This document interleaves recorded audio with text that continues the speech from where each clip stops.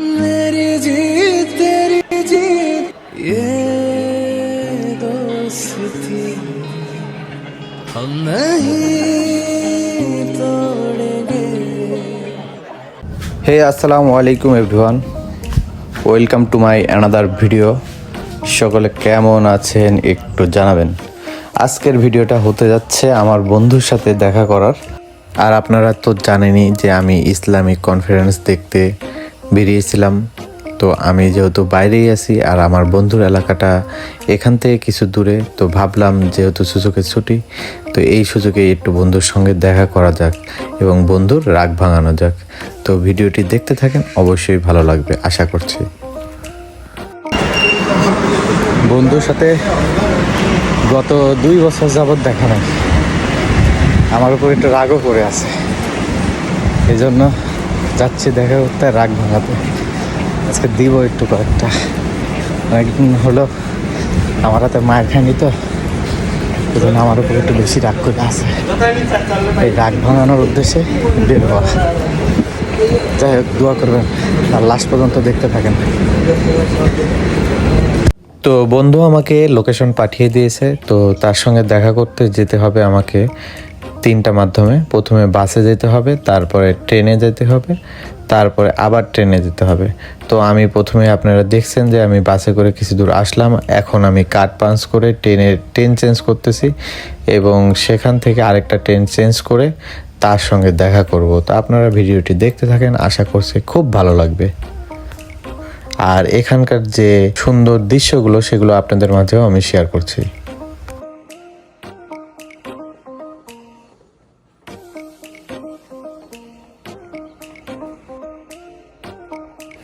ইতিমধ্যে আমি একটি ট্রেন চেঞ্জ করেছি এবং আরেকটা ট্রেনের জন্য আমি উঠে এখন সোয়ান স্টপেজে নামবো এবং আমার সঙ্গে যেগুলো যাত্রী রয়েছে তারাও নামবে। লিফটে উঠলাম, আমরা লিফটে করে নিচে যাব।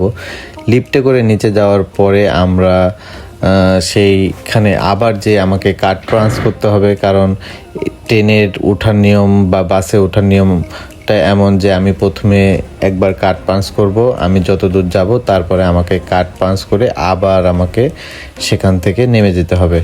তো এর মধ্যে যে লম্বা কালো টি শার্ট পরা যেই ছেলেটা আছে দেখতে পাচ্ছেন, ক্যাপ পরা, সেটাই হচ্ছে আমার বন্ধু। সে তো আমার অপেক্ষায় অকুল হয়ে আছে, চারিদিকের কোনো দিকে খোঁজ নাই। সে খালি দূর দূরান্ত থেকে ভাবছে আল্লাহ ওই আসবে, কি হবে না হবে, ওর ভাবনাটা আপনারা অবশ্যই বুঝতে পারতেছেন।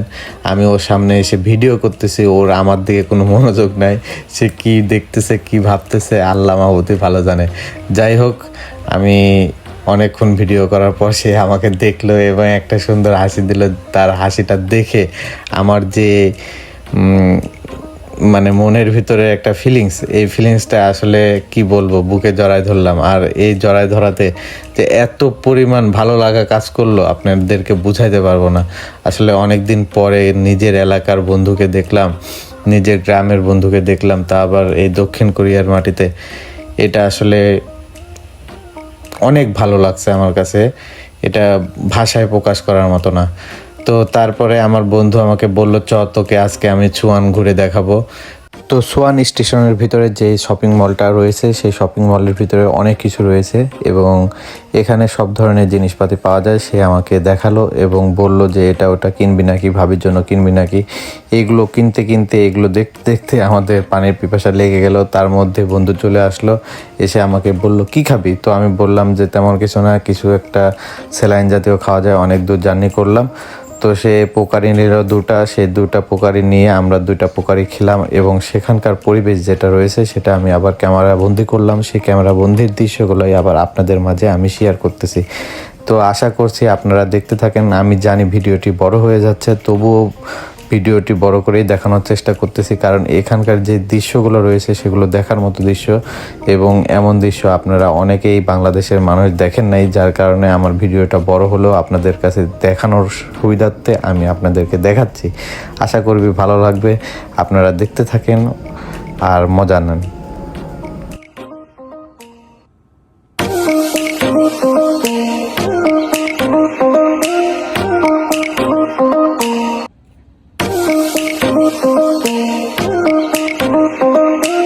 এই জায়গাটা দেখে মনে হচ্ছে মাটির উপর, আসলে এটা মাটির উপর না, এটা হচ্ছে সোয়ান প্ল্যাটফর্মের যেই শপিং মলটা আছে তার উপরে তারা এত সুন্দর করে রেখেছে গোটা জায়গাটা।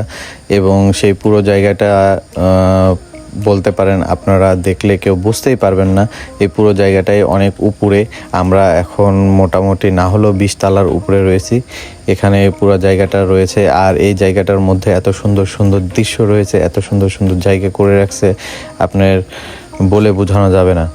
তো ভিডিওটি দেখতে থাকেন, আর একটু পরেই আপনারা দেখতে পাবেন যে এর উপরেও আবার রয়েছে খেলার জায়গা, সেখানে কিছু মানুষ খেলাধুলাও করতেছে। আমরা সেই খেলাধুলার দৃশ্যগুলোও ক্যামেরাবন্দি করি।